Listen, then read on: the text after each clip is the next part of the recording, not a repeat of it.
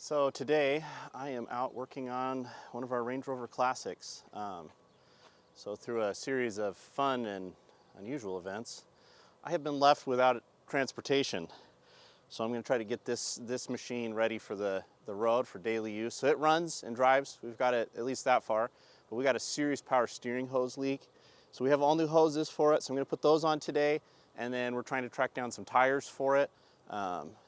So we'll see if we can make it roadworthy today. I mean, like I said, it runs and drives. You can drive it around the block, no problem, but I think going any further than that, and it might be sketch. But I'm gonna show you what we're doing on it. So I'm gonna spin the camera around here, and I'll show you down inside the engine bay.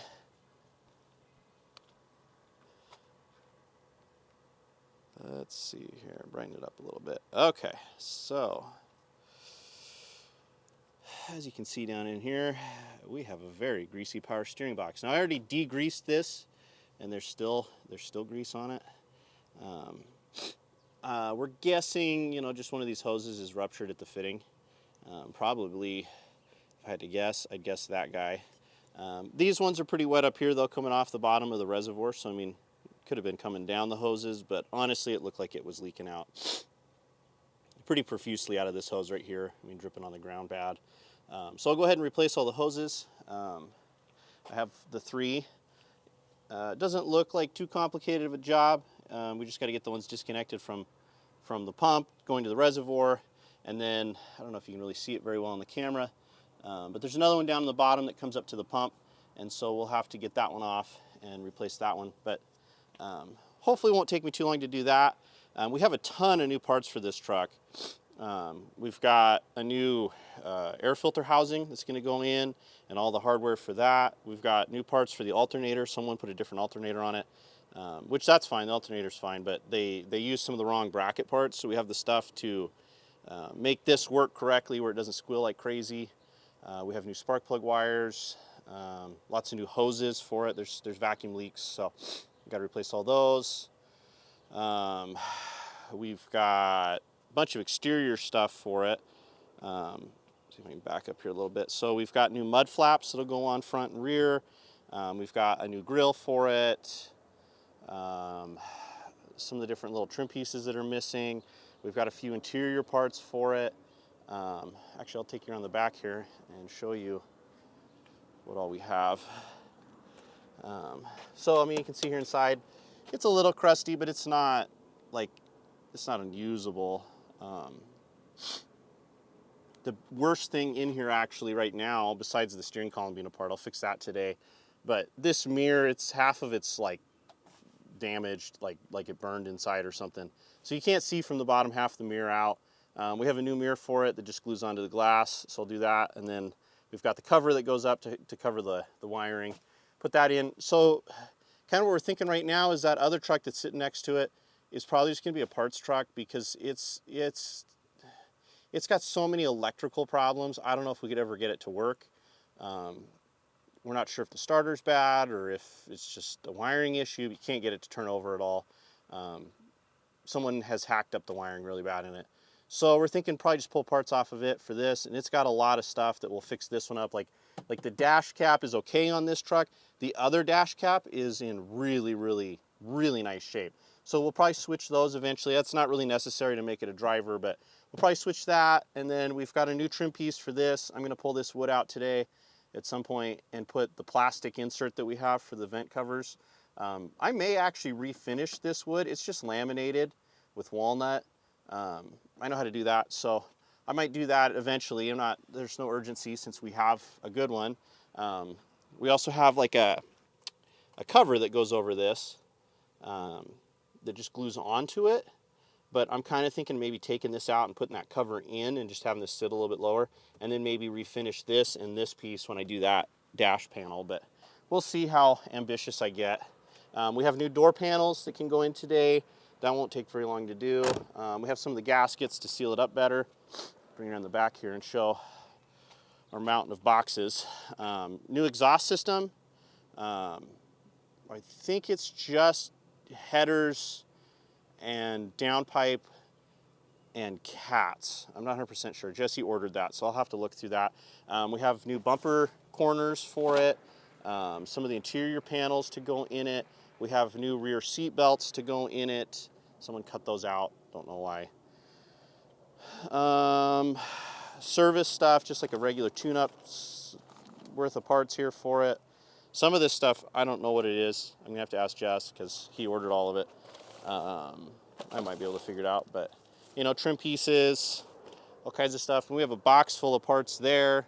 We have a front valance. We actually have chrome bumpers off of this truck. One of them's in bad shape, but we can get new ones. We're kind of thinking we'll just leave it all black though. We'll see.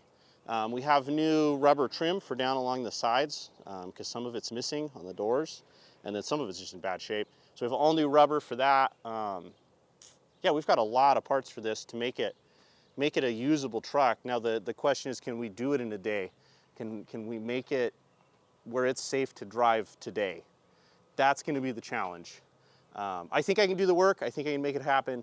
The biggest thing is finding tires. So these had crazy small tires on them from the factory. Let's see if I can zoom in here and get it bright enough that you can see. So right now it's wearing 265/70 R16s. It originally called for a 205/80 R16, and that's kind of a weird size these days. Most everything runs really wide tires now. So we'll see if we can find those. If not, I'll just air these ones up and we'll see how they do for right now. But obviously we'll have to order tires. That's a must. But yeah, I'm gonna go ahead and get those hoses changed out, and then we'll start doing the other service stuff on it. And then once we have that done, we'll take it out for a spin and see how it's running, see how the power steering is. I'm concerned that box is gonna be ruined. We'll see. We have another one, so if it is bad, we can swap it. I mean, hopefully the one on this other truck's good, but you know, we'll see. All right, we'll come back when we have that done. So after a long day of work, I finally got the power steering fixed on this thing. Honestly, it wasn't that bad. It wasn't that complicated. I made it more complicated. So we thought we would pull the power steering box and the pump off the other car and put on this car. I started looking at both pumps, and actually, even though these ones are pretty wet, they looked better. Like they looked like they were newer. And so I had already like taken this one apart, so I had to put it back together, which was not as easy as one would think. Between running barn finds and doing this stuff, it was a lot of back and forth. I had a lot of phone calls today, but I got it done. So we're gonna go ahead and fire it up and take it for a spin. I thought I'd take you for a ride in it. It's honestly, I mean, it's still pretty rough, but it's sweet. Okay, I climb aboard here. So we honestly got a lot of stuff to put together in the inside. It's pretty, well, it's pretty taken apart. Let me flip the camera around here. So you can see, like, we got pieces dangling. We have a new one of these coming. We'll just glue it back on for right now. And then this, we gotta glue back together or something. But other than that, you know, no, it needs a lot more than that. But it runs and drives now. And we've got an exhaust leak. We've got the exhaust for it, but we've got an exhaust leak we're gonna have to fix. You can hear it pretty bad. Whoa, that was weird. We've got vacuum leaks we're gonna have to fix, obviously. Make sure I don't hit my other car there. Okay. So, like I said, it's got giant tires on it, and they are rubbing like crazy on the inside of the suspension. So we're gonna have to switch the tires out before we use it too much.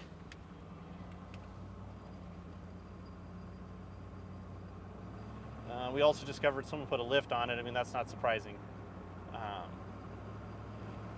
But it's real high, and they also took the front sway bar off.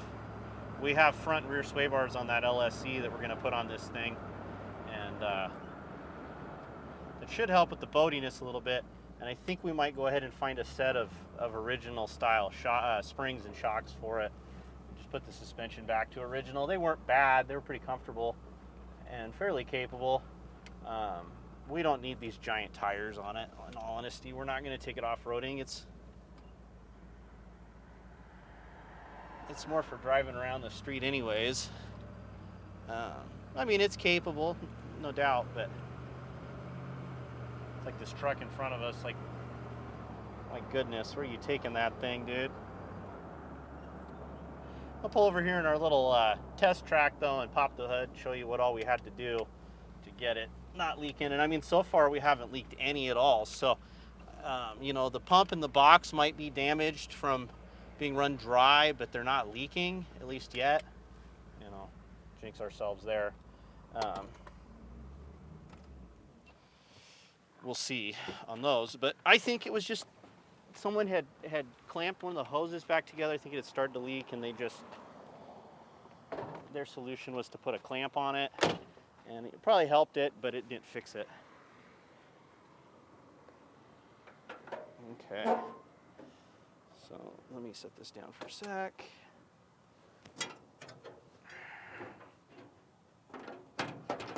Okay, so brighten this up a little bit here so you can maybe see a little better. Okay, so obviously we had to take the alternator out to get into the power steering. That worked out though, because the belt that was in here was not the right size. The reason it wasn't the right size is that they changed the pulley or something, or maybe they converted to a different alternator or something.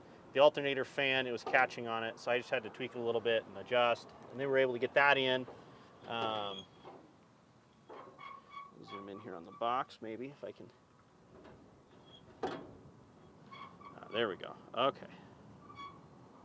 So there's our power steering box. You can see we've got nice new hoses, new lines. I went ahead and cleaned everything while I was in there. I almost had the box out, and then I was like, I don't know if this is worth all the work. Let's go ahead and check the other one first. And yeah, it wasn't really any better. So, you know, cleaned it up, bolted it back together, buttoned it all back up.